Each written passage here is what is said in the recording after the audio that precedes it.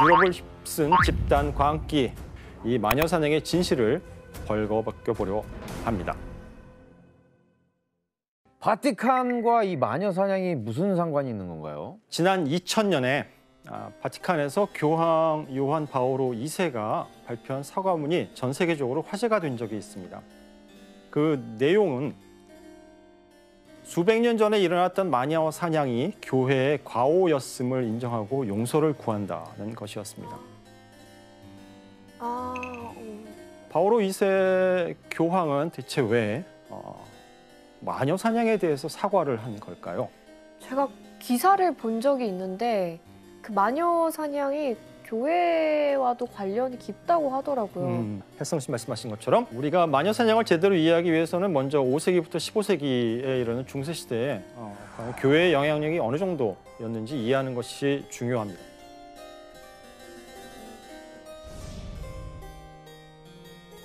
기독교는 5세기 무렵부터 유럽에 빠르게 전파되면서 전 유럽인의 종교가 됐습니다. 당시 사람들의 삶을 세 마디로 요약할 수 있는데 인간은 교회의 품 안에서 태어나서 교회의 품 안에서 살다가 그리고 교회의 품 안에서 죽는다라고 이야기할 수 있을 정도였습니다. 그럼 삶 전체가 다 교회네요. 그렇죠. 바로 이러한 기독교적인 세계관 안에서 강력한 힘을 가진 구심점이 되는 존재가 있었으니 그것이 바로 교황입니다. 교회의 법이 국가의 법으로 받아들여지기도 하고 교회가 어떤 행동을 이건 범죄야 라고 지목을 하면 왕국도 여기에 협조하곤 했습니다. 심지어는 전 유럽의 군주에게 교황이 군대를 수집해라 라고 명령하기도 하고 경우에 따라서는 교황권에 맞서는 황제의 무릎을 꿇리기도 했습니다. 왕이 교회의 수호자 역할을 자처하고 있는 걸 보실 수 있을 겁니다. 그런데 이렇게 교회가 막강한 힘을 얻게 되면서 한 가지 문제가 생겨납니다. 모든 권력이 지나치게 강력해지면 생겨나는 문제입니다. 무엇일까요? 부패. 그렇죠. 당시 주교나 수도원장 같은 고위 성직자들은 성직을 돈으로 팔면서 부를 축적하기도 했고 또 순결의 의무를 저버리고 첩을 두거나 사생아를 낳기도 했습니다. 아니 그러면 사람들은 모든 인생이 다 종교였는데 그런 성직자들과 교회가 타락했다는 걸 알면 실망하겠죠. 네, 너무 충격받았을 그렇죠. 것 같아요. 이렇게 굳게 믿었던 교회의 이런 부패를 비판하는 사람들이 유럽 곳곳에서 나타나게 되는데 특히 교회 개혁을 강력하게 주장했던 곳이 프랑스 남부의 알비 그리고 툴루즈라는 곳이었습니다. 이 알비를 중심으로 프랑스 남부에서 활동하던 이 교회 비판 세력을 알비파라고 부릅니다.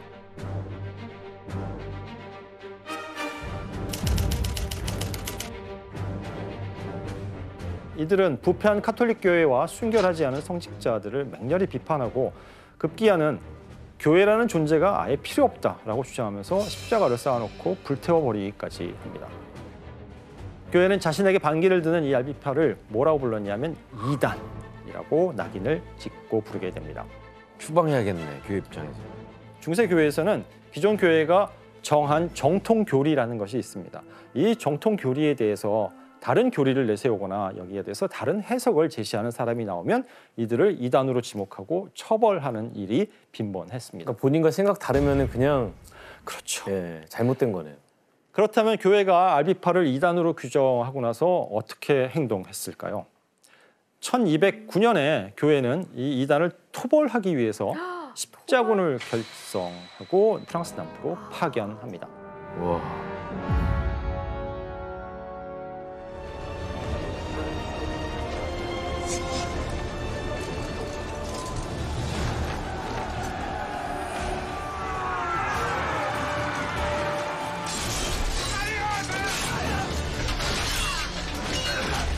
십자군이 알비파의 거점인 프랑스 남부의 베지에라고 하는 도시를 점령할 당시에 현장에 있던 교황 특사가 십자군 병사들을 앞에 두고 이렇게 이야기를 합니다.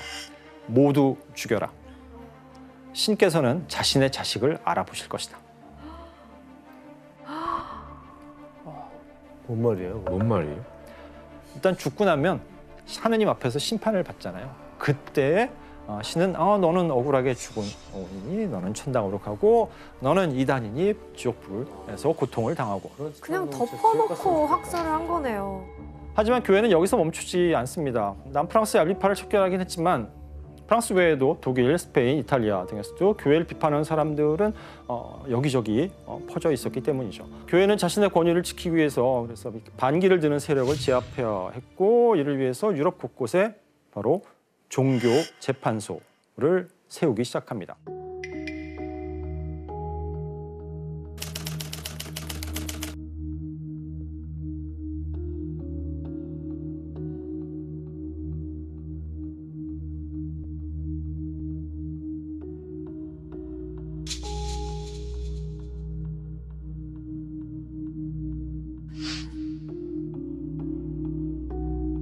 그리고 이 종교재판소에 이단 신문관 그리고 전문적인 종교 재판관을 파견하게 됩니다. 그런데 이렇게 이단을 잡아들이는데 혈안이 되어 있던 이 이단 신문관들이 새로운 주장을 하기 시작합니다. 바로 마녀도 이단으로 포함시키자는 거였습니다. 마녀. 교회에서 내린 이단에 대한 정의가 그 단초가 되었습니다. 사악한 힘에 물들어서 악마를 숭배하는 대역죄라고 규정해버리는 겁니다. 하지만 처음에 교황은 이단 신문가들이 이러한 요청을 거절해버립니다. 당시까지는 마녀는 그렇게 악마를 숭배하는 사람들로 여겨지지는 않았기 때문입니다.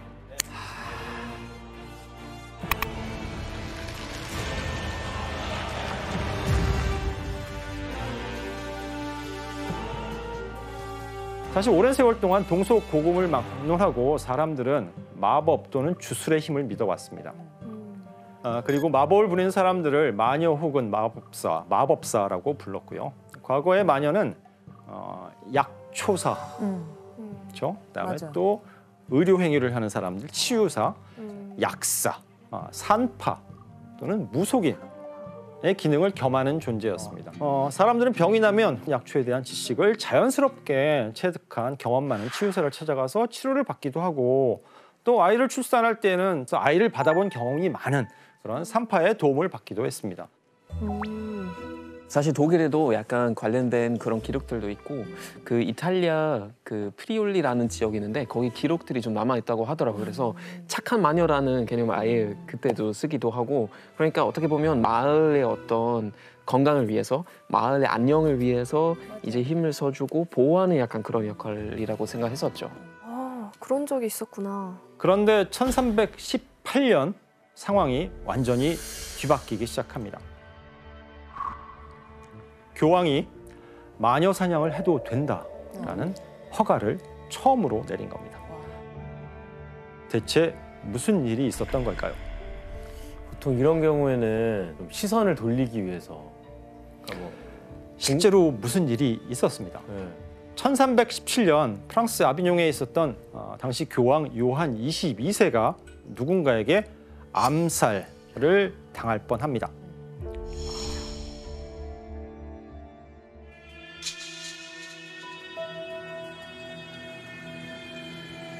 다행히 암살은 미수로 그쳤지만 범인이 밝혀지고 나서 교회는 경악을 하게 됩니다. 범인은 교회의 고위 사제인 주교였기 때문입니다. 내부에서 그럼 일어났네요. 그렇죠. 더 충격적인 것은 주교가 교황을 죽이려고 한 방법이 칼이나 무기가 아니라 바로 주술이었다는 데 있습니다. 이 일의 파장은 실로 엄청나서 이제 마녀를 이단자로 단정할 논리적인 근거도 마련하지 않은 채 이단자와 마녀를 혼동해가며 마녀 사냥을 허락하게 된 것입니다. 이후 프랑스 남부에서 1320년부터 1350년 사이에 약 600여 명의 마녀가 기소되고 이 중에 400명이 화형에 처해지게 됩니다. 하지만 이때까지의 마녀 사냥은 예고편에 불과합니다. 14세기에 잇따라 벌어진 악재들로 인해서 마녀 사냥의 광기는 더 크게 휘몰아쳤기 때문입니다. 그러면 대체 이 시기 유럽에서는 무슨 일이 벌어졌던 걸까요? 14세기요? 굉장히 추웠던 걸로 알고 있어요. 거의 다 말씀하셨습니다. 사실 먼저 살펴봐야 할 것이 14세기 초부터 18세기 초까지 벌어진 심각한 기후 변화입니다.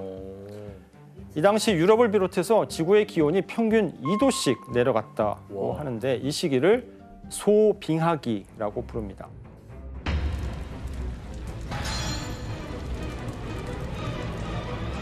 당시 상황이 어땠는지 한번 그림을 볼까요?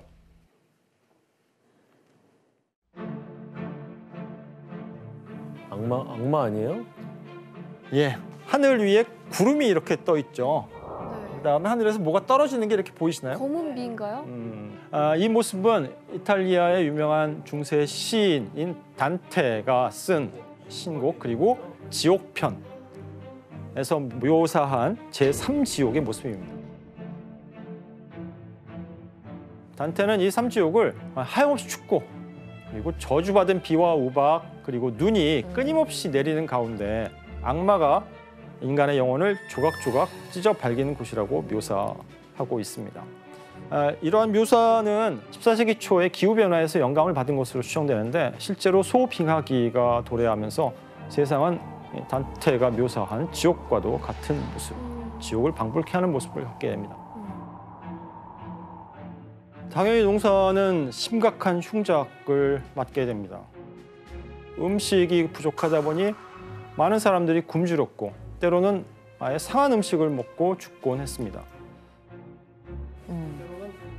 그런데 이렇게 천재지변으로 혼란한 유럽에 또 하나의 커다란 악재가 나타납니다. 바로 흑사병입니다. 패스트.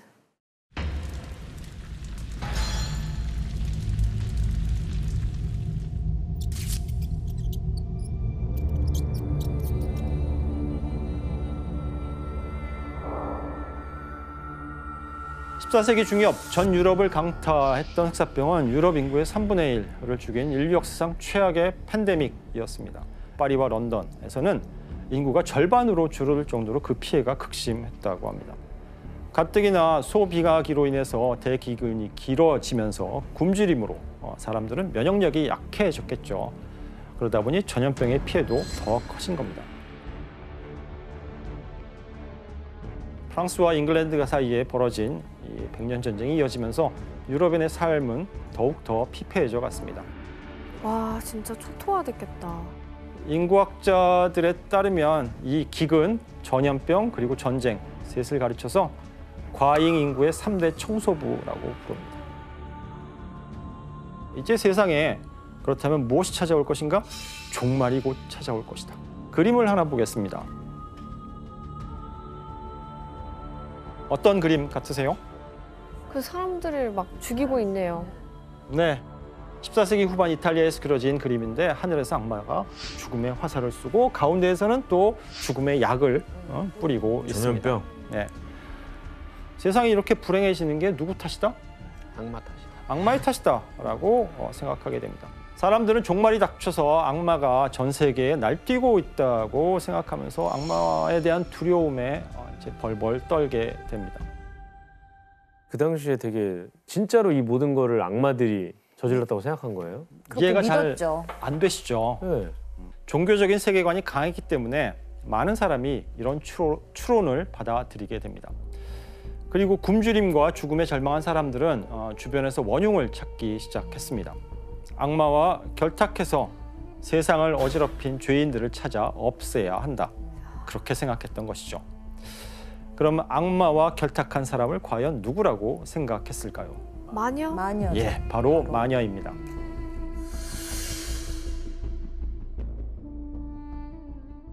이때 마녀에 대한 불신과 의심을 더욱 확고히 하는 사건이 발생합니다. 1484년 교황 인노켄티우스 8세가 마녀를 새로운 이단으로 규정하는 교령, 즉 교황의 명령을 발표한 것입니다. 아예 인정해버렸구나.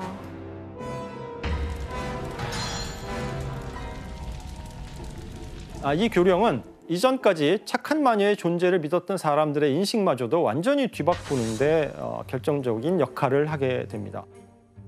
최근 우리들 귀에는 참으로 가슴 아픈 이야기가 들려옵니다. 남녀할 것 없이 자신의 구원을 잊어버리고 가톨릭 신앙으로부터 벗어나 악마에게 자신을 의탁하는 신자들이 많아지고 있다는 것입니다. 사도의 권위에 따라 이 지역의 해당 종교 재판관이 해당 범죄에 대한 교정, 투옥 및 처벌의 진행을 허용할 것을 선언합니다. 저는 교황이 이렇게 공식적으로 마녀의 존재를 인정했다는 걸 지금 처음 알았어요. 네. 사실 이 교령에서는 악마에게 자신을 의탁하고 마술을 쓰는 사람들을 마녀, 마법사라고 아예 정의해 버립니다. 그래서 악마의 하수인을 이단 재판관들이 잡아서 처벌하라고 요구했던 거고요. 왕이나 영주가 종교 재판관들을 도와서 마녀, 마법사를 처벌하는 일에 협력하라고 요청하기까지 했습니다. 결국 이 교령은 마녀 사냥에 대한 교회의 공식적인 허가장이라고 볼 수 있습니다. 이 교황의 명령에 힘입어서 마녀 사냥의 교과서라고 하는 책 한 권이 등장합니다. 마녀 사냥의 교과서요? 네, 어떤 책인지 한번 볼까요?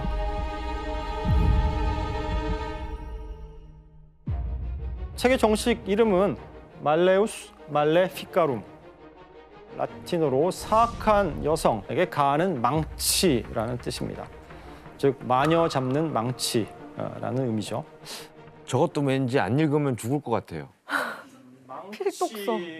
이 책은 제목 그대로 마녀를 악으로 규정하고 심판해야 한다는 내용을 담고 있는데요. 이 마녀의 망치는 총 3부로 구성되어 있습니다. 제1부에서는 악마와 마녀란 어떤 존재인가, 마녀가 어떻게 악마와 계약을 맺고 사악한 힘을 받는지를 설명하고 있습니다. 2부에서는 마녀가 악마의 하수인으로 과연 이 세상에 어떤 범죄를 저지르고 다니는가를 설명하고 있고, 마지막으로 3부에서 이 마녀들을 어떻게 재판하고 어떻게 신문해야 하는지, You have all been found guilty of witchcraft and consorting with the devil. 즉 재판과 처형에 대한 상세한 매뉴얼을 제시하고 있습니다. 그야말로 마녀 사냥의 교과서인 셈입니다. 마녀 사냥의 교과서도 있었어? 이 책을 쓴 사람은 도미니쿠스 수도회의 소속의 2명의 종교 재판관입니다. 그 머리 좋다는 사람들 아니에요? 그렇죠. 당시로서는 가장 재판관. 교육을 많이 받은 사람들이죠. 교황 쪽이래. 하인리히 크라머, 그다음에 야콥 스프랭어라고 하는 두 수도사이자 종교 재판관입니다.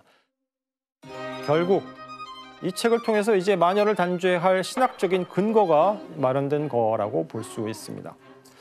아니, 그러니까 저 모든 것들을 다 알고 있는 저 쓴 저자가 악마 아니에요? 그렇죠. 그렇게 볼 수 있죠. 마녀는 어떻게 진짜요. 악마랑 무슨 네. 하는 것도 모르는데.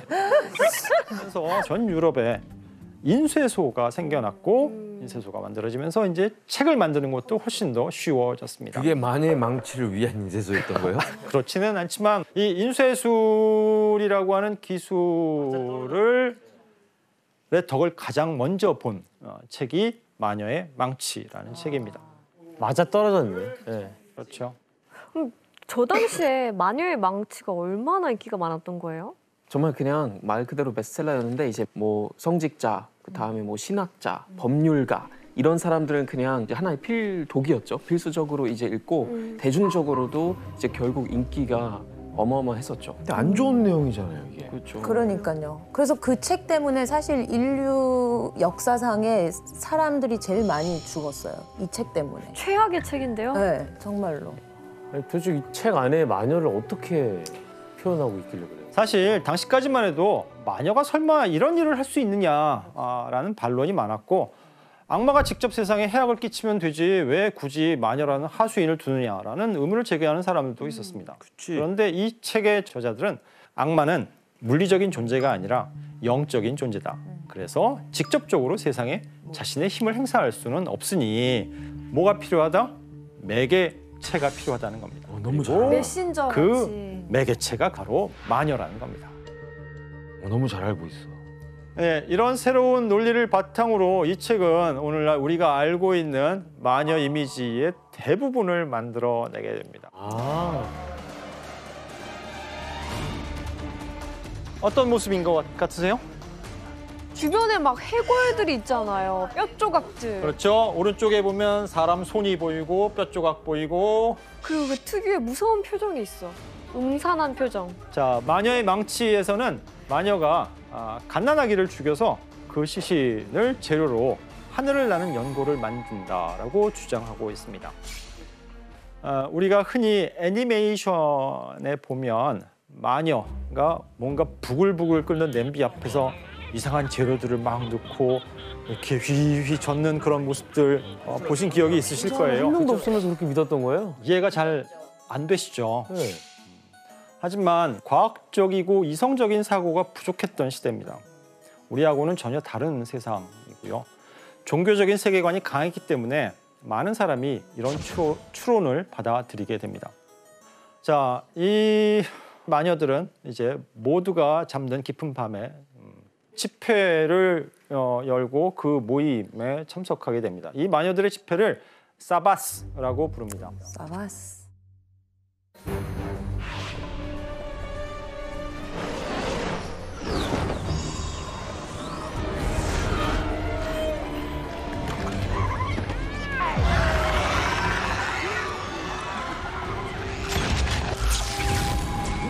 마녀의 망치라는 이 책에는 마녀라면 반드시 악마들과의 연회에 참석해야 하고 이 연회에서 정말 온갖 악행이 다 벌어진다라고 이야기를 하고 있습니다.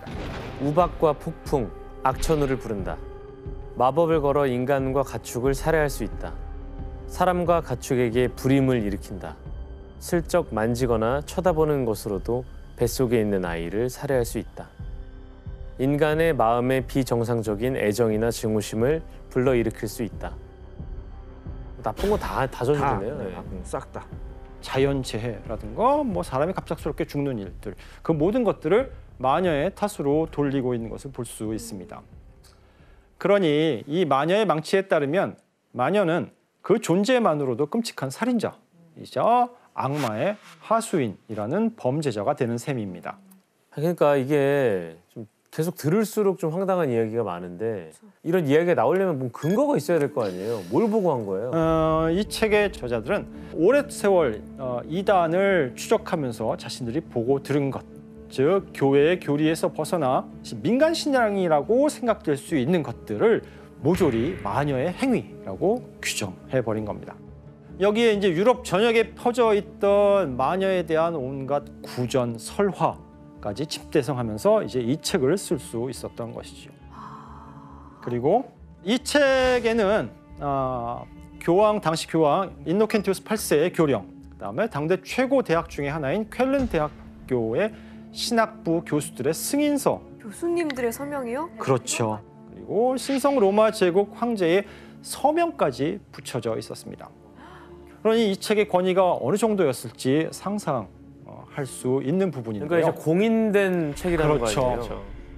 사실 교회는 이 마녀의 망치라는 책이 출간되고 나서 약 2년 뒤에 이 책에 오류가 있다라고 선언을 해요. 하지만 이 재미난 책이 세상에 퍼지는 것을 막기에는 역부족이었습니다. 자, 이제 고통받고 절망하던 사람들은 마녀를 찾는데 혈안이 됩니다. 온 사회가 그래서 마녀를 잡아 죽여야 한다라는 인식이 상식처럼 퍼져 나가게 됩니다. 바로 이런 상황 속에서 유럽 전역은 이제 마녀 사냥의 광기에 사로잡힙니다. 아, 끔찍하다 왠지.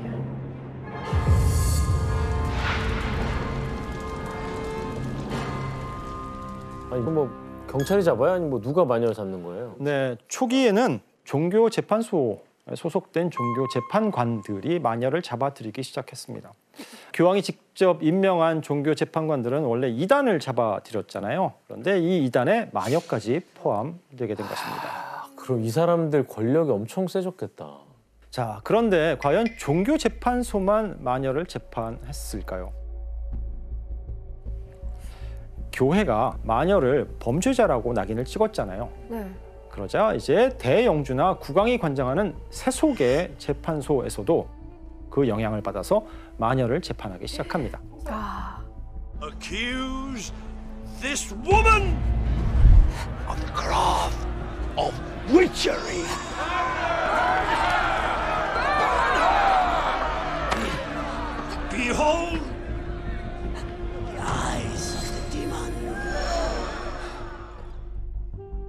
교수님 그러면 네. 재판을 하려면 고발이 먼저 있어야 되잖아요. 네. 뭐 어떤 식으로 고발이 이루어졌던 거예요? 제대로 된 법 체계가 갖춰진 것은 전혀 아니었습니다. 각 지역에서 재판관들은 자기가 갖고 있는 상식과 지식의 수준에서 그리고 자기의 기준에서 자의적으로 마녀를 잡고 처벌을 하게 됩니다. 진짜 어이없는 이유로 마녀로 몰린 사람도 있었을 것 같아요. 그 가족끼리 그 재산 그것 때문에 또 많이 싸우고 그냥 반항하기 위해서 우리 엄마가 마녀다라는 그런 소문을 퍼뜨리는 애기도 있었고 뭐 정말 다양했던 것 같아요. 굉장히. 그 당시에는 잠을 너무 깊게 자는 이유로도 고발된 사람들이 있었어요. 예. 왜냐면은 잠을 깊게 자면 악마를 만난다는 그런 의심이 있어가지고. 그럼 잠을 깊게 자는 거를 고발할 정도면 죄죠. 거의 뭐 부부네요. 그래서 가족끼리 정말 거의 가족끼리 거의 고발을 하네. 네. 사실 이때 대부분의 피해자들은 혼자 사는 여성이나 노인, 즉 사회적인 보호망이 약한 약자들이었는데 악명 높았던 그 마녀 재판의 과정을 들여다보도록 하겠습니다. 재현되나요? 무서운데요.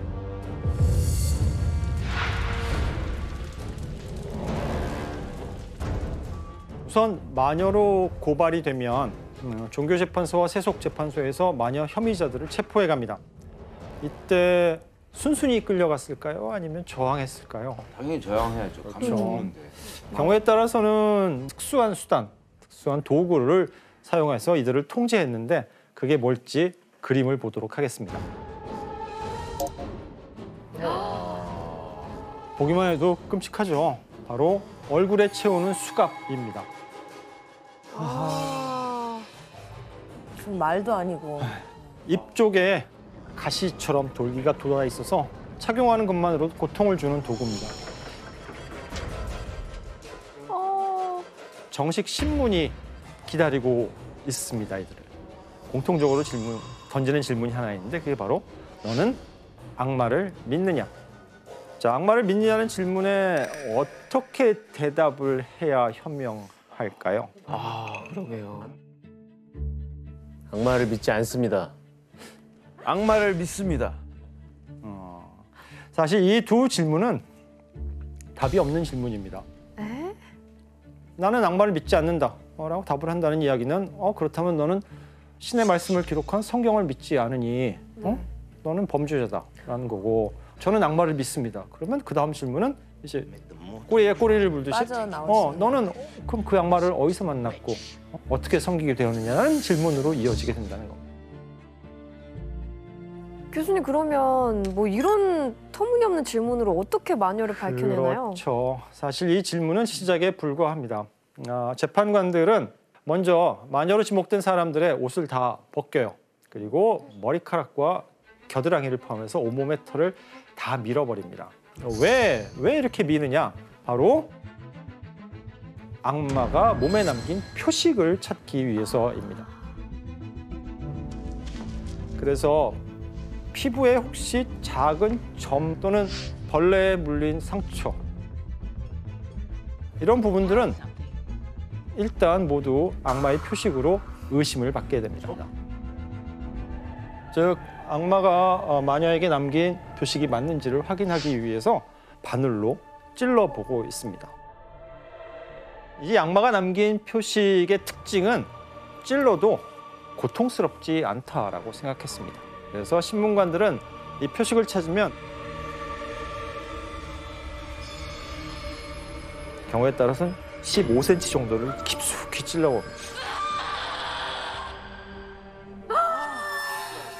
그런데 찔렀는데 통증을 느끼지 못하는 경우에는 이거는 악마의 표식이 확실합니다. 근데 아플 거 아니에요? 그러니까 당연히 아프죠. 그럼 어떻게 할까요? 안 아픈 부위가 나올 때까지 계속 찔러요.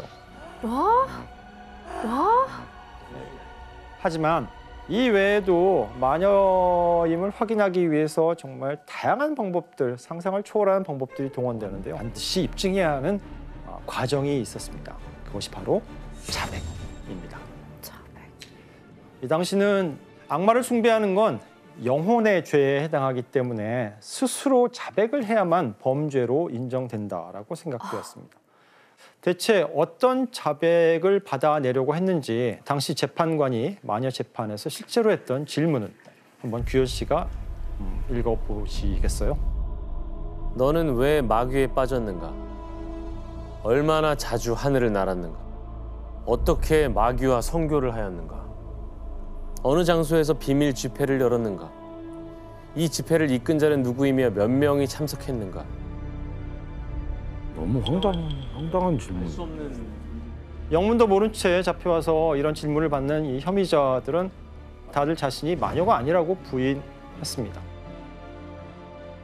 하지만 이 마녀 사냥의 혈안이 된 재판관들은 반드시 자백을 들어야만 했고 원하는 말을 이끌어낼 수 있는 효과적인 수단을 갖고 있었습니다. 그게 뭘까요? 고문? 바로 고문입니다. 아, 쓰레기다 진짜.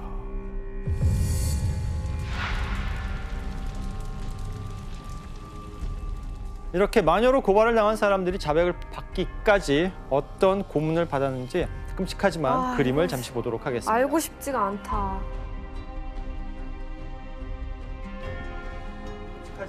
이거 너무 여기 오른쪽에 보이시면 사람이 의자에 앉아 있고 누군가는 기록을 하고 있습니다. 즉 재판관이 앉아 있고 그 앞에서 서기가 고문을 받고 있는 사람들이 남긴 진술 내용들을 기록하고 있는 장면입니다. 가운데 뒤에 지금 누워 있는 또 혐의자가 보이시죠? 사람이 물고문 같아요. 저 입에다가 뭔가를 들이붓고 있습니다. 물을 강제로 마시게 하는 물고문입니다. 그리고 천장에 매달려 있는 사람 보이시죠? 이 고문법은 스트라파도라고 하는 고문입니다. 위에 도르래가 있으면 사람을 이렇게 끌어올려요. 그럼 사람이 대롱대롱 매달리겠죠. 아파요, 안 아파요? 아파요. 더 아프게 하기 위해서 다리에 무거운 돌이나 추를 달기도 했습니다. 이제 밧줄을 풀어요. 땅바닥에 완전히 떨어지기 전에 밧줄을 잡아챕니다. 네, 어깨가 빠지죠. 뼈가 부러지거나 어깨가 빠지게 됩니다. 엄청난 고통은 물론이고 이 스트라파도를 여러 번 반복하게 되면 사실상 거의 불구가 돼요. 마녀로 고발당한 사람들은 이렇게 끊임없이 잡혀 들어왔고 수많은 사람들이 뒤엉켜서 그야말로 잔혹한 고문이 자행되는 신문실의 이 처참한 광경이 만들어지게 됩니다. 지옥이 있다면 아마 이런 데가 지옥처럼 여겨졌을 거예요. 정말 끔찍한 것 중에 하나가 이렇게 물을 억지로 먹이면서 부드러운 천이랑 같이 이렇게 삼키게 하고 한꺼번에 확 이렇게 땡기는 그런 고문도 있었어요. 끔찍해. 그래서 고문은 뭐 상상 초월했죠. 저도 들었던 것 중에 하나가 이를테면 가시 박힌 의자 있잖아요. 거기 앉게 하는 거. 한 다음에 아래서 이제 불을 지피는 그런 경우 있었고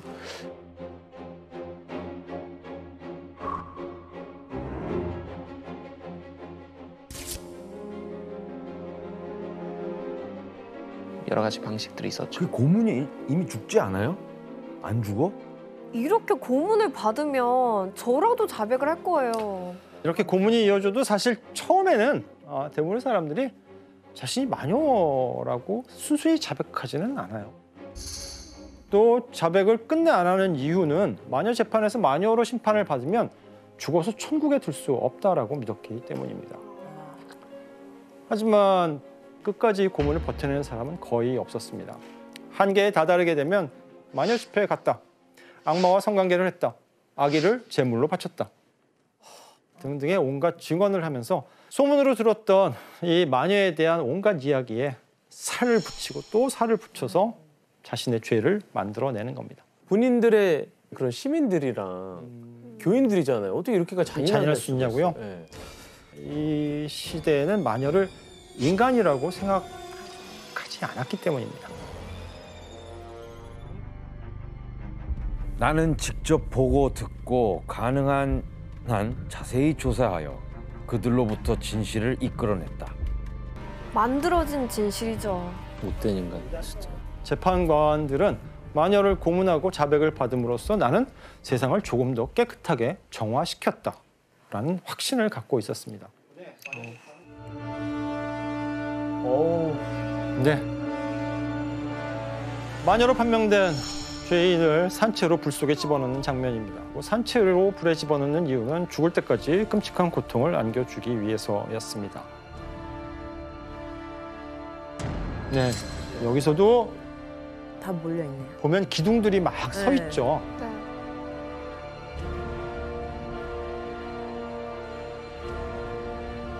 이렇게 마녀를 희생양으로 삼는 사회적인 시스템이 만들어지다 보니 마녀 재판을 이용하는 사람들 또는 이를 지지하는 세력들도 나타납니다.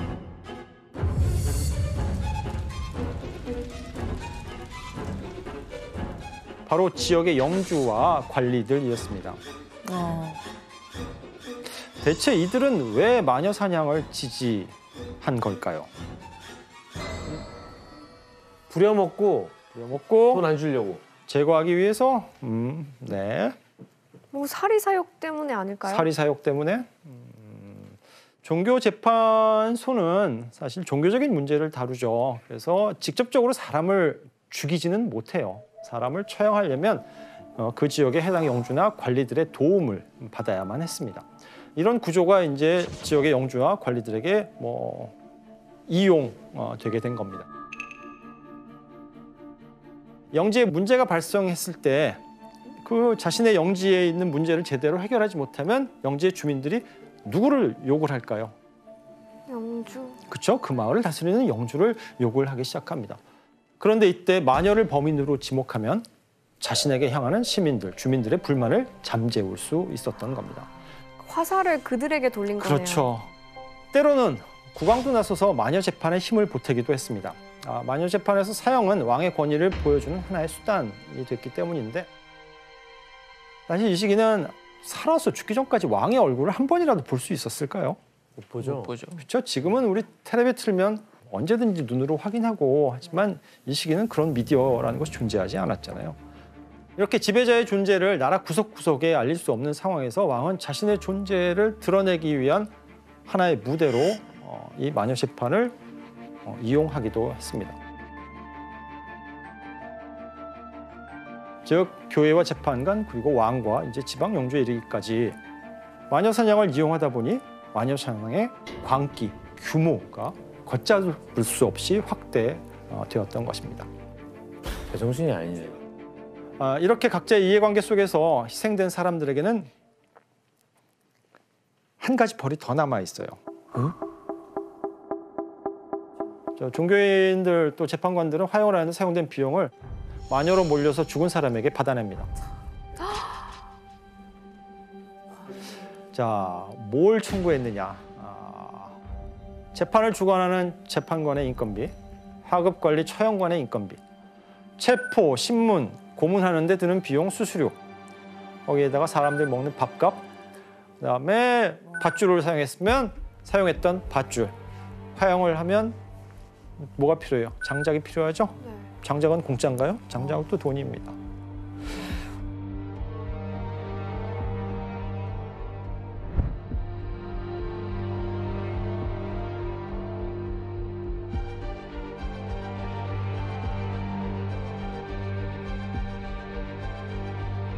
심지어는 처형이 끝나고 나서 관계자들이 여는 뒤풀이 연회 비용까지 다 뺏. 와. 모든 경비를 이렇게 마녀로 지목된 본인이 지불해야 했는데 돈이 많은 경우, 돈이 남은 경우는 어떻게 했을까요? 이 남은 재산은 먹는 거죠. 그렇죠. 나눠야죠. 재판을 주관한 성직자나 재판관이 나눠 가졌고 경우에 따라서는 마녀를 밀고 한 사람에게 그 재산의 일부가 넘어가기도 했습니다. 근데 미쳤네. 그렇게 경영학적으로 접근하면 거의 비즈니스인데요? 그렇죠. 네, 마녀 사냥은 어느덧 벌이가 쏠쏠한 비즈니스가 되어버립니다. 오 마이 갓.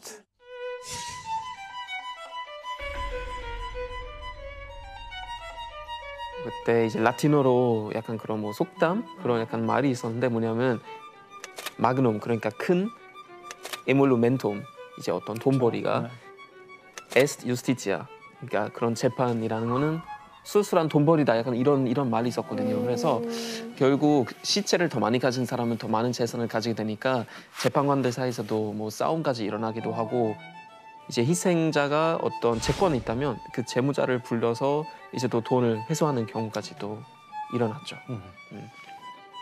실제로 마녀 사냥을 아예 겨냥해서 새로운 직종이 등장하기도 했습니다. 진짜요?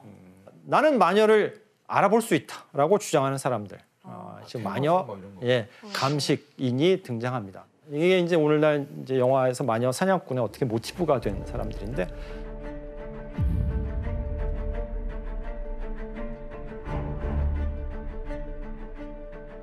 이 마녀 감식인들은 이 마을 저나 마을 돌아다니면서 많게나 그거는 수십 명씩 또는 수백 명씩 무더기로 고소 고발을 하기로 했어요. 그게 뭐 자격증이 있는 것도 아니잖아요. 그렇죠. 그게 사기꾼인 거죠. 17세기 프랑스 베아른 지방에서는 ዣ앙ዣ크 바케라는 마녀 감식인이 또 유명했는데 마녀 사냥으로 큰 돈을 벌었어요. 한 30개 마을을 돌아다니면서 무려 6천 명에 달하는 사람들을 마녀로 고발을 합니다. 그리고 마녀를 잡을 때마다 많은 돈을 받습니다. 그만큼 마녀 사냥이 당연시되고 있었고 광기로 치달았기 때문입니다. 당시 이곳에서 대규모의 마녀 사냥을 벌인 건 전 유럽을 휩쓸었던 당시의 거대한 사건과 깊이 연관되어 있습니다. 거대한 사건. 바로 종교 개혁입니다.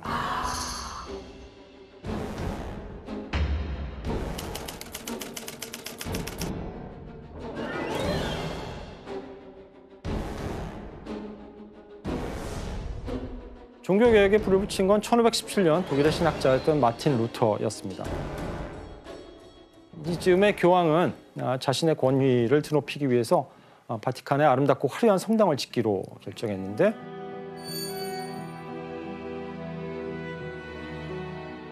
이를 위해서 막대한 건축비가 들었거든요. 그래서 이 건축비를 마련하기 위해서 신자들에게 특정한 문서 하나를 팔기 시작합니다.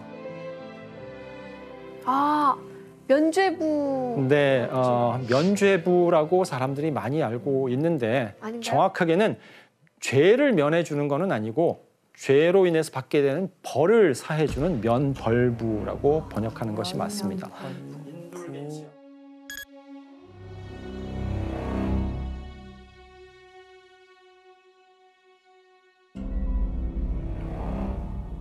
돈으로 해결하는 거죠. 면벌부를 그래서 사람들에게 팔게 돼요. 과장 광고를 해가면서 팔기 시작합니다. 사실 이걸 보고 마틴 루터가 교회와 교황을 크게 비판을 합니다.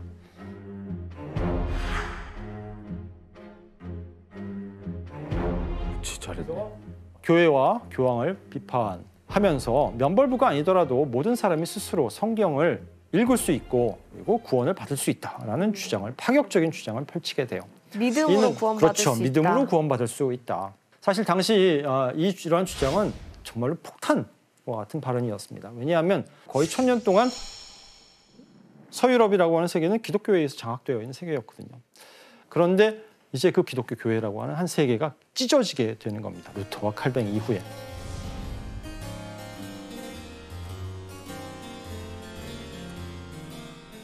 급기야 이제 루터와 칼뱅을 따르는 이들은 기존의 카톨릭 교회에서 벗어나서 새로운 교회를 만들게 되는데 그것이 바로 개신교라고 부르는 교회입니다. 개신교 세력이 당시 어느 정도 됐는지 한번 지도로 확인해 보겠습니다. 독일에서 시작된 루터의 교리는 이제 독일 남부지방, 동부지방, 그 다음에 저 위에 북유럽 지방으로 칼뱅파의 교리 저쪽 스코틀랜드 지방, 프랑스 남부, 그다음에 네덜란드 지방으로 확산이 되어 갑니다. 이건 유럽의 질서를 송두리째 뒤흔드는 엄청난 변화였습니다. 이 구교와 신교의 갈등은 갈수록 격해져서 결국 유럽을 전쟁의 소용돌이로 몰아넣게 되는데 바로 종교 전쟁입니다.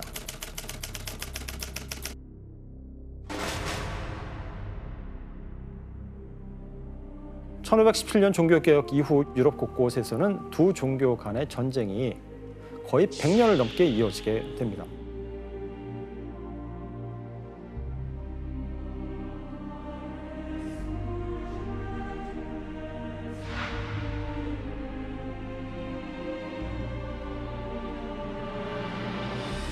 아이고 참.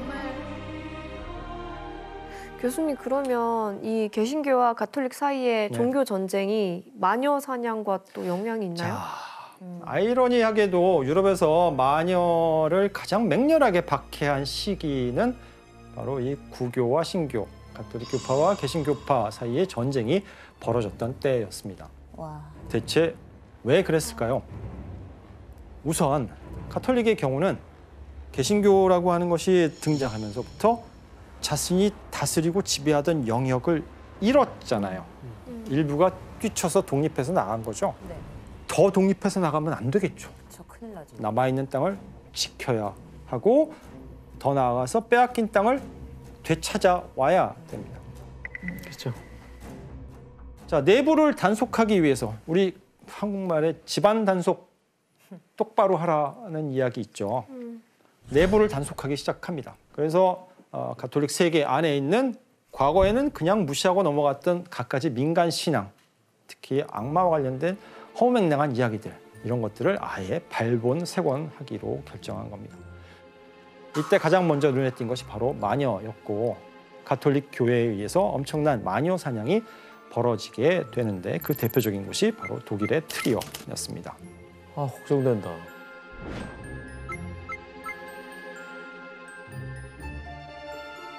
특히 트리어는 신성 로마 제국 내에서 가톨릭의 3대 중심지로 종교적으로 대단히 중요한 곳이었습니다. 이런 배경 속에서 당시 이곳에서 마녀 사냥을 주도했던 인물을 살펴봐야 되는데 어떤 인물인지 초상화를 보겠습니다.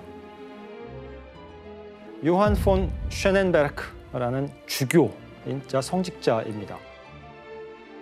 쉐넨베르크 대주교는 자신의 땅에서 죄를 말끔히 지우는 것을 신성한 사명으로 여겼습니다. 그래서 여기에 져야 되는 죄인들을 모조리 다 없애고자 했습니다.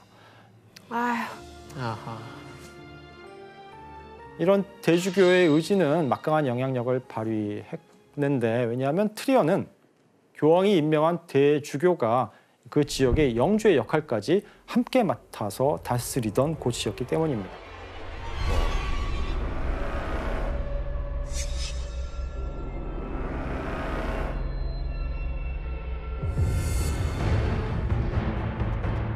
이렇게 막강한 힘을 가진 대주교의 주도하에서 트리오에서 이제 대규모 마녀 사냥이 벌어지게 됩니다. 그 결과 약 22개에 달하는 마을에서 370여 명의 사람들이 산채로 마녀라는 죄목으로 화형에 처해졌습니다. 그런데 이런 일이 과연 대주교의 의지만으로 가능했느냐? 여기엔 대주교의 주장에 동조하는 여러 지식인, 트리오의 엘리트들, 법률가들이 적극적으로 참여하게 됩니다.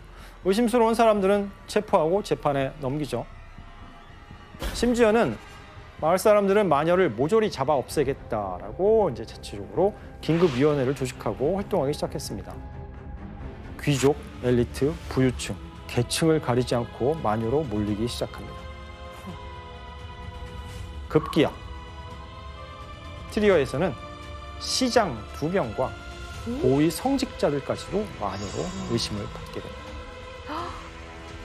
어머. 시장까지. 이때 마녀로 트리어에서 처형된 370명 중에 3분의 1에 해당하는 108명가량은 신분이 귀족이거나 아니면 정부, 시행정부에서 자리를 갖고 있는 그런 사람들이었습니다.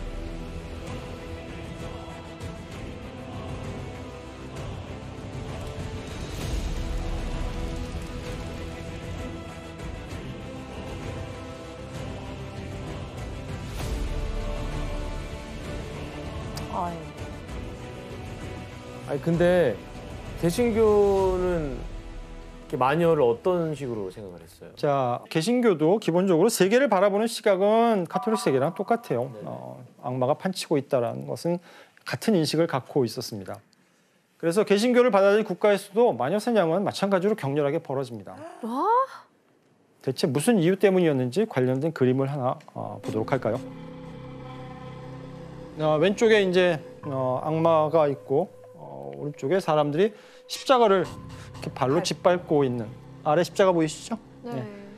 마녀는 성경에 나오는 사탄을 따르는 존재이고 사탄을 따른다는 얘기는 결국 신을 거부한다라는 의미죠. 그래서 야. 십자가를 저렇게 밟고 있는 겁니다.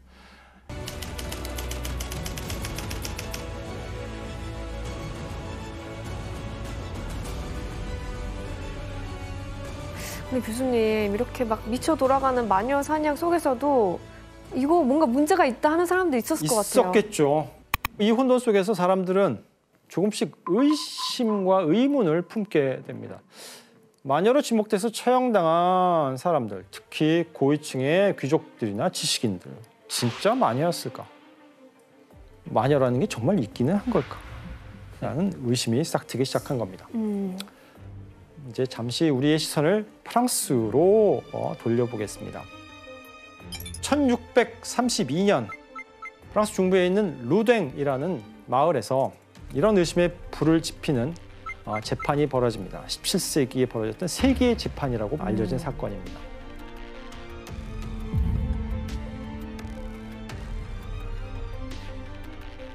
이 루댕시에서는 매우 기묘하고 믿을 수 없는 광경이 연출됩니다. 사실 지금까지 얘기한 마녀들은 대부분 고발을 당해서 재판정에 끌려왔잖아요. 네. 그렇죠? 근데 루댕에서는 스스로 자신이 악마에 쓰였다고 자백하는 여성이 나타난 것입니다. 당시 상황을 묘사한 그림을 보도록 하겠습니다. 왼쪽에 성직자가 서 있고요. 그리고 침대에 누가 누워 있나요? 여인. 어떤 여인인 것 같으세요? 수녀. 예, 바로 이 수녀의 정체는 이 루댕이라고 하는 시에 있던 우르술라 수녀회에 소속된 수녀였습니다. 는 기괴한 모습으로 팔다리를 비틀고 알 수 없는 이상한 말들을 내뱉고, 그런데 더 놀라운 것은 이런 증상을 보인 수녀가 한 명이 아니라 같은 수녀원에 있는 17명의 수녀가 이 비슷한 발작 증세를 보였다는 겁니다. 뭐야? 이 소식이 알려지자 놀란 성직자와 신학자들이 이곳 루덩시를 찾아와서 진단하기 시작합니다. 어떤 결과가 나왔을까요? 마녀다. 마녀죠. 마녀다. 자, 마녀이지만 좀 특별한 마녀입니다. 뭔가 악마가 이렇게 악마에게 들어왔다. 씌운, 네. 악마에게 씌운 마녀라는 진단을 내리게 됩니다. 특히 원장 수녀의 몸에는 무려 6마리 이상의 악마가 몸에 깃들어 있다라는 충격적인 진단이 내려집니다. 이 원장 수녀의 몸에 어떤 악마가 들어 있었는지 그림을 볼까요? 자, 원장 수녀입니다. 쟈 데상슈라고 하는 원장 수녀인데 신학자들이 내린 진단은 이렇습니다. 원장 수녀의 이마 한가운데 레비아탄이, 오른쪽 옆구리 두 번째 갈비뼈에 발람, 오른쪽 옆구리 마지막 갈비뼈에 암만과 이사카로니, 그리고 위장 속에 아스모데우스와 베헤모스라고 하는 악마가 깃들었다. 정말 인간의 상상력은 무슨 대단하네요. 소리야 이게? 뭐야, 이게 진짜라고? 제정신이 아니네. 자, 이 악마들이 가장 신성하다는 곳으로 생각되는 수녀원에 있는 수녀들의 몸에 깃들었다는 이 사건은 보통 일이 아니었습니다.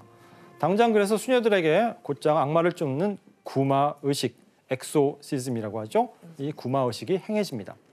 이렇게 구마 의식을 할 때마다 꼭 나오는 질문이 있습니다. 아마 검은 사제들에서도 같은 질문이 나왔는데, 넌 누구냐? 그쵸, 넌 누구냐? 이름을 밝혀야만 불러낼 수가 있기 때문입니다. 넌 누구냐 해보세요. 넌 누구냐? 하다가 성직자라고 답을 합니다. 그리고 계속 질문을 반복해요. 넌 누구냐? 어떤 성직자냐라고 하죠.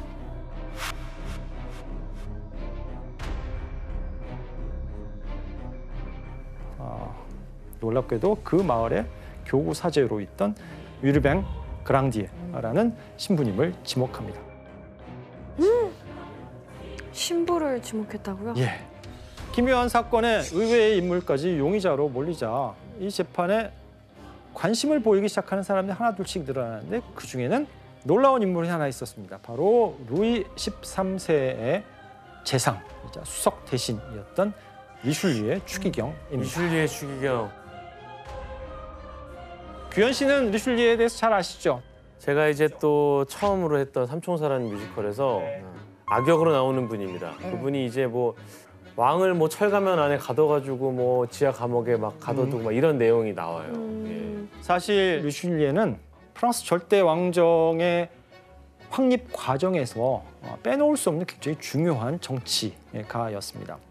사실 그가 추구했던 정치적인 이상은 그가 모셨던 국왕 루이 13세의 왕권을 절대적인 수준으로 강화하는 것이 그의 사명이었는데 17세기 초반까지만 해도 힘센 귀족들, 대귀족이죠. 대귀족들과 자치권을 갖고 있는 도시들이 힘을 발휘하고 있었습니다. 리슐리에는 지방의 세력을 약화시키기 위해서 성벽을 없애고자 했습니다. 왜냐하면 지방의 세력이 요새화된 성체를 갖고 있다는 것은 얼마든지 국왕 권력에 맞서서 저항할 수 있는 근거지로 활용될 수 있었다는 이야기이고 루댕시에도 바로 그 성벽이 있었던 거고요. 그런데 이때 반기를 든 인물이 바로 수녀들에게 악마를 들러붙게 했다라는 의심을 받았던 바로 그랑디의 신부였습니다. 야. 그래서 리슐리에는 곧장 행동에 나섭니다. 특별위원회를 설치하고 그리고 루당의 마녀 재판에 적극적으로 개입하기로 합니다. 그러니까 굉장히 큰 사건이었어요. 그 프랑스뿐만 아니라 거의 유럽 전체에 그 소문 나가지고 사람들이 루당 그 지역에 많이 몰려왔어요. 그 재판을 보러.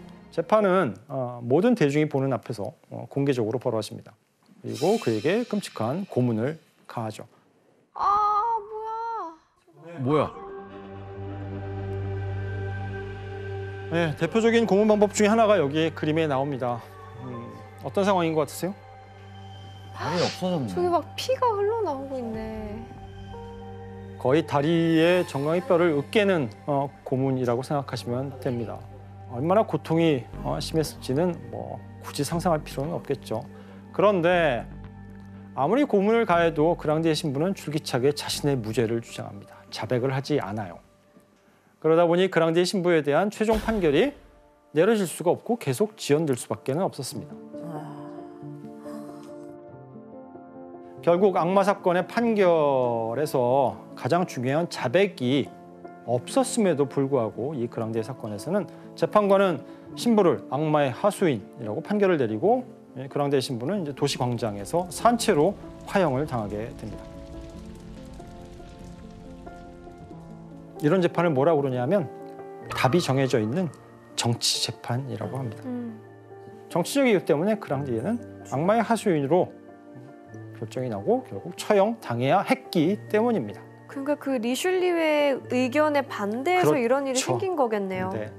그리고 이 사건은 마녀 사냥에 대한 새로운 국면을 열게 됩니다. 사람들이 악마가 들린 수녀들의 모습을 보고 저거 진짜다. 아니 저거 연기 같은데? 라고 두 편으로 갈리게 돼요. 그리고 서로 논쟁을 벌이게 됩니다. 그랑디의 신부가 세력 다툼에 희생당했다라는 의심도 싹이 트고요. 어느새 여론은 걷잡을 수 없이 들끓었고 마녀와 마술 그리고 악마라는 프레임이 거짓이 아니냐라는 인식이 서서히 확산되기 시작합니다. 이제 와서. 그리고 이 17세기는 프랑스에서는 어떤 시대냐면 근대 철학의 아버지라고 부르는 데카르트가 등장했던 시기고 그런 데카르트가 주장한 합리론이 서서히 확산되어 가던 시기였습니다. 오호. 그리고 수학, 과학, 의학들이 발달하고 있었고요. 다시 말해서 세상을 더 이상 중세 시대의 그런 눈으로 보는 것이 아니라 다른 방식으로 세상을 보는 사람들이 조금씩 늘어가던 중이었습니다. 드디어. 게다가 100년 넘게 유럽을 휩쓸었던 이 카톨릭과 개신교 사이의 전쟁도 어느 정도 일단락되면서 유럽을 휩쓴 거대한 갈등, 종교적인 광기도 차츰 사그라들기 시작했습니다. 다행이네. 그리고 이 틈을 타서 프랑스에선 왕권 강화를 추구하던 강력한 왕이 루이 13세의 뒤를 이어서 등장하는데 그리고 이 인물의 마녀 사냥에 종지부를 찍게 됩니다.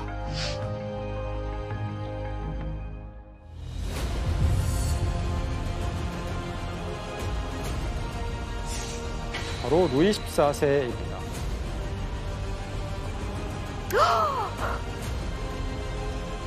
당시 루이 14세가 절대적인 권력, 절대 군주로서의 자신의 위상을 완성하기 위해서 자신의 명령하에서 프랑스의 모든 지역이 똑같은 방식으로 다스려지기를 원했습니다. 이런 걸 통일적인 사법 체계라고 합니다. 그런데 루이 14세가 이렇게 통일된 사법 체계를 확립하는 과정에서 걸리적거리는 게 하나 있었는데 그게 바로 지방 재판소에서 무분별하게 벌어지고 있는 마녀 사냥이었습니다. 그래서 루이 14세는 왕권 강화를 위해서 마녀 사냥을 이제 제한하기 시작합니다. 실제로 1669년 프랑스 노르망디에서 마녀 감시인이 일련의 사람들을 마녀다라고 고발을 해요. 그때 24명의 사람들이 마녀로 이제 판결을 받고 지역 재판소에서 이제 사형 선고를 받는데 이 소식을 들은 루이 14세는 뭔 소리를 하냐? 사형 취소. 그리고 지방 재판관들이 이들 재산 몰수했다며 다시 돌려줘라고 명령을 하게 됩니다. 그러니까 그동안 막 무분별하게 중구난방으로 이루어지던 마녀 재판이 이제 거의 제동을 줄어들겠네요. 걸기 시작하는 겁니다. 그렇게 루이 14세가 즉위한 지 약 40년이 지난 후인 1682년 태양왕은 이제 왕령으로 마녀 재판을 공식적으로 금지시킵니다. 첫째, 주술의 실제를 부정하고 마술과 마법, 마녀 재판을 폐지한다. 둘째, 주술 행위에 대한 처벌은 체형에 그친다. 셋째, 마녀들의 행위는 악마와의 계약이 아닌 단순한 미신이다.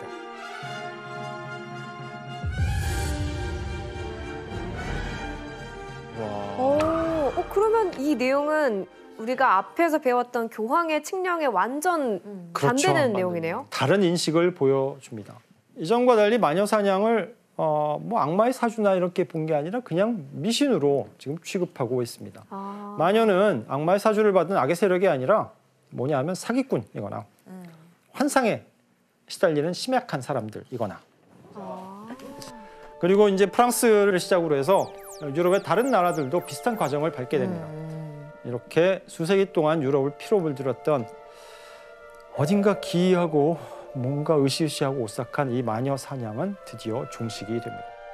지도자가 죽으면 사회도 그 지위를 누리길 바라는 마음에서 이 노예와 함께 묻었던 장례 풍습, 순장. 이 풍습이 21세기인 지금까지 행해지는 곳이 있다면 믿으시겠습니까? 지금도 순장이 있다고? 말도 안 된다. 말도 안 돼. 일부 지역에서 암암리에 행해지고 있는 인도판 순장, 사티인데요. 사망한 남편을 화장할 때 살아있는 아내를 함께 불에 태우는 장례 풍습이에요. 야, 이거 최악이다. 지금 21세기에 지금 저게 아직 남아있다는 게. 아니 남편이 죽는데 왜 아내가 따라 죽어?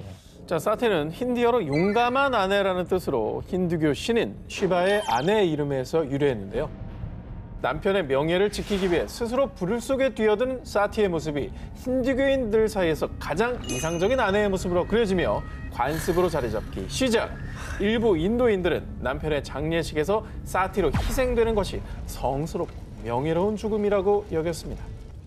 자, 그런데 말입니다. 더 큰 문제는 이 사티가 스스로의 선택이 아닌 강요에 의해서 행해지기도 한다는 건데요. 그 이유. 사티로 죽음을 맞이하면요. 죽은 아내는 여신으로 승격되며 남은 가족들에게 위로금을 지급. 그렇다 보니 당사자 의사와 관계없이 가족들에게 의해 강요되는 경우가 발생한 겁니다. 아니 그 위로금을 혼자 된 여성분에게 지원금으로 잘 살려고 주면 몰라도. 그렇지, 사실 그게 인간적인 거지. 같은 돈인데 왜 저런 식으로 죽여놓고 그걸 주냐고. 이거는 법이 나와야 될 것 같은데요. 캠페인 이런 걸로는 안 될 것 같은데요. 자, 실제로 1987년 결혼 8개월 만에 남편을 잃은 18세 소녀 루프 칸와르가 강제로 희생당하는 사건이 발생. 이 사건 이후 수많은 사람들이 항의하며 1987년 사티 방지법 통과. 드디어 인도 전역에 사티가 불법이 되었고요. 사티를 선동하는 사람은 사형 및 종신형, 또 미화하는 사람은 7년 이하의 징역에 처해지게 되었습니다. 하지만 일부 지방이나 농촌 지역에서는 많지는 않지만 여전히 은밀하게 사티가 행해지고 있다고 합니다. 아직도 있구나. 범죄입니다, 범죄. 저는 뭐 쉴드가 쳐지질 않습니다. 이게 원천 희생이 없게끔 완전히 뿌리 뽑아야 될 악습이고요. 이거는 법을 만들어 놓으면 뭐예요? 이게 적용이 돼야지. 그럼요. 더 감시를 해야죠. 자, 이번 특종 역시 여성들에겐 너무나도 고통스러운 사라져야 할 대표 악습 중 하나입니다. 아프리카와 중동, 아시아 일부 국가를 중심으로 전 세계 30개국에서 최소 2억 명의 여성들이 경험한 이것. 여성 할례 의식입니다. 그거 아직도 이것도 진짜 대표적인 악습 중에 하나죠. 제가 어릴 때도 진짜 여성 억압하는 대표적인 거였는데 아직도 하고 있구나. 여성 할례란 여성의 외음부를 절제하는 관습인데요. 여성들의 쾌락을 통제, 정숙을 지킨다는 명목으로 아프리카와 중동 일대에서 지금도 빈번히 행해지고 있는 의식입니다. 보통 5세에서 10대 초반의 소녀들이 강제로 여성 할례를 하게 되는데요. 그런데 이제 의료 장비도 제대로 갖춰지지 않은 비위생적인 환경에서 수술하는 경우가 대부분이라 여성 할례를 겪은 소녀들은 그 이후 감염으로 인한 합병증이나 용변 장애 등 평생 부작용에 시달린다고 합니다. 심지어는 과다출혈로 사망하는 경우도 있다고 합니다. 아우, 이것도 진짜 나 이해가 안 돼, 정말. 아우. 아니 정숙은 남자도 같이 해야지. 이게 여자만 정숙해야 돼. 이게 너무 웃긴다. 이거 거부하면 안 돼요? 거부하면 안 되냐? 거부하면 안 되냐는 말을 20년 전에 됐다? 맞아. 근데 아직도 이런 얘기 나오네. 자, 이 여성 할례가 당연시되는 지역에서 부모가 딸에게 여성 할례를 해주지 않을 경우 아니, 딸을 어떻게 키우려고 저런데? 시집가긴 글렀어. 지역사회에서 소외되기 일수. 이런 문화 때문에 여성 할례를 하지 않은 소녀는 스스로를 부끄러워하는 경우가 많다고 합니다. 미쳤다, 진짜. 자, 그래서 여성 할례를 원치 않는 소녀들은요. 엄마 아빠랑 떨어지는 게 슬펐지만 너무 무서워서 도망칠 수밖에 없었어요. 외국으로 도피하는 경우도 있다고 합니다. 얼마나 무서우면 엄마 아빠를 놔두고 도망가겠어요. 이게 무슨 비극이냐. 근데 줄고 있긴 한가요? 자, 말씀드릴게요. 정말 다행히도 전 세계에서 조금씩 변화의 움직임을 보이고 있습니다. 2012년 유엔은 여성 할례를 인권 침해로 규정, 여성 할례를 금지하는 결의안을 채택했고요. 2020년 4월 아프리카 수단에서는 여성 할례를 불법화하는 법안을 승인. 2021년 이집트에서도 여성 할례 관련 최고 형량을 7년에서 20년으로 대폭 늘리는 법 개정을 추진하고 있다고 합니다. 잘못된 학습으로 여전히 고통받고 있는 여성들에게 하루빨리 새로운 아침이 오길 바랍니다. 이번에 소개할 특종은 카메룬을 중심으로 중서부 아프리카 지역에서 자행되고 있는 끔찍한 관행으로 유엔이 정한 5대 여성 학대 관습 가운데 하나인 일명 가슴 다림질입니다. 다림질? 에이? 다림이? 저 왜 해, 저걸? 왜 저래? 왜? 화상 입잖아. 아니 일부러 화상을 입혀요? 야, 근데 진짜 이해 못할 게 너무 이거 많다. 도대체 왜 하는 거야, 저걸? 카메룬을 중심으로 가슴 다림질이 성행하는 이유. 모두 제 딸을 위한 거예요. 아이의 가슴이 커버리면 남자들은 다 큰 성인이라고 생각해버린다고요. 남자들이 교육을 해야지. 카메룬은 20세 미만 여성 성폭행 피해자가 가장 많이 보고된 나라로 예로부터 가슴을 망가뜨리면 남성들의 관심에서 벗어나서 조혼이나 성폭행으로부터 여자아이들을 보호할 수 있다고 믿었습니다. 그래서 여자아이들이 10살 정도가 되면 매일같이 몽둥이, 돌, 망치 등을 뜨겁게 달군 뒤 가슴을 짓누르며 화상을 입혀 가슴 발육을 방해했던 건데요. 아니, 피해자들도 오히려 가야 하는 거잖아요. 이게 뭐예요, 이게? 유엔 보고서에 따르면 전 세계 가슴 다림질의 피해자는 약 380만 명으로 추정. 이 가슴 다림질로 인한 피해도 심각합니다. 화상에 따른 고통은 당연하고요. 감염 위험성은 물론 젖샘이 망가질 수도 있고 심하면 유방암까지 유발한다고 합니다. 이에 카메룬 정부는 전국적으로 가슴 다림질 금지 캠페인을 벌이고는 있지만 아직 관련 법안도 없어 강제할 수는 없는 상황. 잘못된 인식 속에서 가슴 다림질은 완전히 근절되지 않고 있다고 합니다. 아니, 정부도 이해가 안 가는 게 캠페인을 할 게 아니라 법을 만들어야지. 이걸 캠페인한다고 너 들어요? 아니, 그리고 사람한테 뜨거운 돌을 입혀 상에 입히는데 왜 법이 없는 거지? 난 그게 이해가 안 가. 그 성폭행 그 가해자에 대한 처벌법을 제정을 할 생각을 해야죠. 자, 이번 특종 또한 황소가 등장하는 스페인의 축제입니다. 스페인 팜플로나 지역에서 매년 7월에 개최되는 산 페르민 축제. 이 지역의 소성인으로 지정된 산 페르민을 기리기 위해 13세기경부터 시작된 유서 깊은 축제인데요. 일명 엔시에로라고 불리는 성난 황소가 함께 달리는 행사가 특히 유명한데요. 저 막 받쳐요. 뭐 어떻게 안 받치겠어요. 위험해. 보기만 해도 위태로워 보이죠. 너무 빠르다. 왜 저러나 싶기도 하고 저걸 왜 참가를 하는지도 모르겠고요. 난 저 앞에서 뛰는 사람들의 마음이 이해가 안 돼요. 근데 순간 이제 익스트림 스포츠 같이 즐기는 그 심리는 알겠는데 목숨이 왔다 갔다 합니다. 그렇습니다. NCA로는 축제 참가자들이 흥분해서 날뛰는 황소들에게 일부러 쫓기며 이른바 죽음의 질주를 하는 것인데요. 부딪히고 다쳐도 수호 성인이 이 산페르민이 지켜줄 것이라는 믿음에서 시작된 축제로 전 세계적으로 유명해지면서 현재 매년 100만 명 이상의 관광객이 축제 현장을 찾고 있습니다. 그런데 말입니다. 황소에 쫓기며 달리는 게 위험한 것도 문제지만요. 무엇보다 최근엔 산페르민 축제 자체가 변질되고 있습니다. 대체 그 이유가 무엇인지 영상으로 확인하시죠. 뭐야? 에이? 뭐야? 뭐 하는 거예요? 여자들이 상의를 벗는 것 같은데요? 벗기는 거예요? 벗는 거예요? 언젠가부터 산페르민 축제에서는 축제 열기에 취한 일부 여성들이 스스로 상의를 탈의, 남성들이 자신의 가슴을 만지도록 허락하는 일탈 현장이 공개됐는데요. 자, 문제는 경찰이죠. 제가 산페르민 축제에 갔는데 거기서 성폭행을 당했어요. 특히 2008년 이후로 산페르민 축제 기간 동안 성폭력 신고 건수가 증가하기 시작했고요. 심지어 2016년도에는 축제에 참가한 남성 5명이 한 여성을 집단 성폭행한 뒤 그 장면을 촬영하는 사건까지 발생했습니다. 아유, 심각하네 이건. 축제는 핑계고 그냥 범죄를 저지른 거네요, 그죠? 아니 여성들이 저렇게 상의를 벗는 건 자기들이 선택한 거니까 뭐 그거야 뭐 각자의 가치 판단에 맡기는 건데 그걸 성폭행을 하는 건 범죄죠. 그렇죠. 동의를 안 받았으니까. 변질된 산페르민 축제의 추악한 면모에 대한 비난이 쏟아지자 축제 개최 지역인 스페인 팜플로나 시의회에서는요.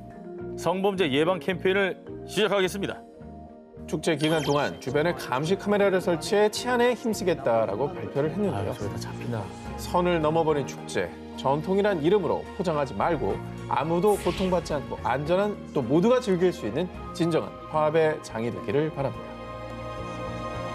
2016년 독일의 한 결혼식장. 축복과 설렘으로 가득 찼던 식장에 총성이 울리며 순식간에 아수라장이 되고 말았는데요. 당시 하객인 20대 여성 실란이 괴한들의 총에 맞아 사망하는 비극이 벌어졌습니다. 총을 맞았다고요? 아이고 어떻게 또 결혼식 날 이랬대. 자, 그런데 실란을 죽인 범인의 정체가 알려지자 사람들은 더 큰 충격에 빠졌는데요. 그 이유, 그녀를 죽인 사람이 큰아버지와 사촌오빠였기 때문입니다. 큰아버지와 사촌오빠가 총을 쐈다고요? 왜 큰아버지가 조카를 죽여요? 당시 신란이 사망하자 그녀의 아버지는 SNS를 통해 내 딸은 사악한 배신과 악습에 희생된 겁니다. 라며 분통을 터뜨렸는데요. 도대체 어떤 악습이기에 신란의 목숨을 앗아가느냐. 사실 이 신란은 3세 때 독일로 이주한 이라크 출신의 쿠르드족입니다. 그런데 쿠르드족의 관습 중에는 친척과 결혼하는 종례혼이 존재하는데요. 이 쿠르드족은 전통적으로 혈통과 재산, 지위 등을 보존하기 위해 특히 명문가일수록 종례혼, 이 사촌과의 결혼을 해왔습니다. 그러면 가족 내에서 결혼 안 했다고 자기 핏줄을 죽인 거예요? 실란의 큰아버지와 작은아버지는 그녀의 사촌 세핀과의 결혼을 종용. 하지만 실란은 사랑하지 않는 사람과 결혼할 순 없단 당연한 이유로 쿠르드족의 오랜 관습을 거부했는데요. 하지만 실란의 큰아버지와 작은아버지는 결혼식을 강행하려 했고요. 실란의 아버지가 이 사실을 알고 결혼식을 저지하자 관습을 거부한 데 앙심을 품고 지인의 결혼식에 참석한 실란을 살해하는 끔찍한 만행을 저질렀던 겁니다. 저거는 저 신부를 위한 것도 아니고 자기가 믿고 있는 신념 때문에 그냥 행동하고 살고 있는 사람이네요. 누굴 위해서도 아니고. 관습에 눈이 먼 나머지 제 손으로 혈연을 죽인 악마들. 관습이란 굴레에 개인의 행복을 억압하는 것은 더 이상 올바른 전통이라고 할 수 없겠습니다. 이번에 이집트 여성들을 분노케 한 안타까운 사건을 취재해봤습니다. 지난 3월 이집트 카이로 한 건물 6층 발코니에서 30대 의사 라일라가 추락해 사망. 그녀의 죽음은 이집트 사회에서 큰 논란을 야기했습니다. 많은 이집트 여성들이 대분노한 이유. 그녀가 이집트, 예멘 등 주로 이슬람권에서 집안이나 공동체 명예를 훼손시켰다는 이유로 자행들은 명예살인을 당했기 때문이죠. 개선이 안 되냐. 아니 이 명예살인이라는 말은 용어를 바꿔야 됩니다. 이게 왜 명예로운 거예요? 남을 살해했는데. 그들의 명예죠. 네. 그녀를 죽음에 이르게 한 사연 역시 충격적입니다. 감히 남자를 집안에 끌어들여? 라일라가 동료 남자 의사를 혼자 사는 집에 초대했다는 이유 하나로 살인을 당한 겁니다. 이집트 내에서 여성이 남성과 한 공간에 있는 것은 불법은 아니지만요. 보수적인 이슬람 종교 교리 때문에 도덕적으로 수치스럽게 여기며 가문의 명예를 먹칠하는 것으로 간주하는데요. 그래서 라일라가 집에 남자 동료를 들였다는 사실을 안 집주인과 이웃들이 명예살인이라는 이름하에 폭행을 행사했고요. 이 과정에서 라일라가 추락해 사망하고 말았던 것이죠. 아니 집안 가족들도 아니고 그냥 그 동네 사람들이? 집주인. 이런 말을 하잖아요. 이 얼어 죽을 놈의 명예 뭐 이런 말이 이런 일을 위해 좀 있나 봐요. 아니 무슨 명예인데. 네, 얼어 죽을 명예죠 진짜. 자, 그런데 라일라를 죽인 이들은 그녀가 심리적 압박감에 스스로 뛰어내렸다라며 적반하장 태도를 보였습니다. 그리고 전통이란 이름으로 행해진 끔찍한 살인 사건을 접한 이집트 여성인권단체에서는요. 이번 사건은 명백한 살인입니다. 라며 여성차별적인 관습을 맹비난 뿐만 아니라 많은 이집트 여성들은 살인을 저지른 이들에 대한 강력한 처벌을 촉구했습니다. 그런데 정말 안타까운 사실은요. 이번 사건 외에도 꽉 낀 청바지 입었다고 명예살인당한 인도 소원이요. 인도, 남친 마음에 안 들어 딸 명예살인한 아버지 등 유엔 인구기금에 따르면 명예살인으로 연간 약 5천 명이 사망하는 등 잘못된 악습으로 인한 폐해가 지금 이 시간에도 어디에선가 벌어지고 있다는 겁니다. 이거는 뭐 문화적 상대성이고 뭐고 잘 모르겠고요. 정말 그걸로 인정해주고 싶지 않은 수준이고 이거는 그냥 악습이에요. 악습이고 살인이고. 뭘 명예야, 명예는. 뭐야? 왜 이러는 거야? 여러 사람이 막 가담한 건데. 뭐 같은 패거리야 말리는 줄 알았더니만. 와, 막 눈치도 봐 근데. 아니 백주대낮이야. 아니 행인들도 있는데. 그러면 경찰에 신고하면 되겠네. 얼굴 다 찍혔잖아. 잡았어요? 뭐 하는 거야? 지난 4월 중앙아시아 키르기스스탄의 길거리 CCTV에 포착된 납치 현장. 피해자는 27세 여성 아이자다 카나트베코바였고요.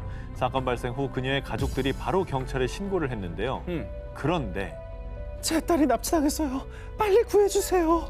아이고 어머니 좋은 소식이네요. 결혼식披露宴 준비하시겠어요? 경찰은 납치 피해자 가족들에게 오히려 축하 인사를 했고요. 뭔 소리? 수사도 제대로 하지 않았습니다.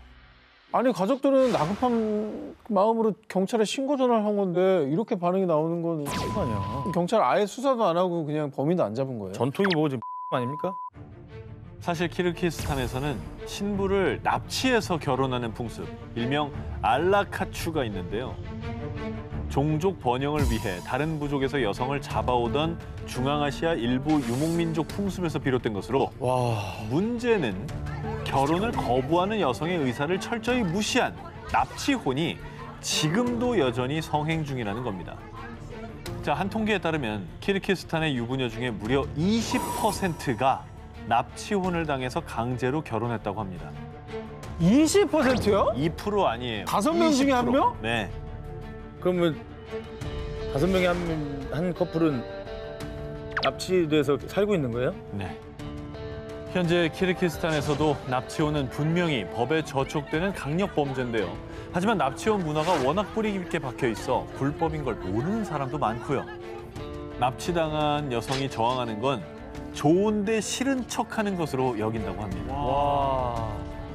이게 결국은 자기는 책임 없다는 거잖아. 얘는 좋아했다고잖아. 마음속으로 좋아했기 때문에 난 죄 없다는 거잖아. 좋아서 안 달란 거라고? 성폭행범들이 하는 얘기하고 똑같은 거예요. 제가 나 유혹했다 그러고. 네. 논리가 똑같네요. 뿐만 아니라 여성이 납치혼을 거부하면 남자로부터 보복을 당하기까지 하는데요. 실제로 앞서 말씀드렸던 납치된 여성 아이자다는 진심으로 결혼을 거부하다가 이틀 뒤 싸늘한 시신으로 발견됐습니다. 야, 이게 결국엔 그냥 소유물로 여기는 전통이잖아요, 이게. 예. 사람들 사이에서도 납치혼에 대한 인식이 바뀌어야 할 거예요. 인식이 안 바뀌면은 백날 해도 또 암맘리 할 거란 말이죠. 결국 생각이 바뀌어야지. 지켜야 할 것은 이런 악습이 아니라 여성의 인권입니다. 어느 시대를 살고 있는 거죠, 지금?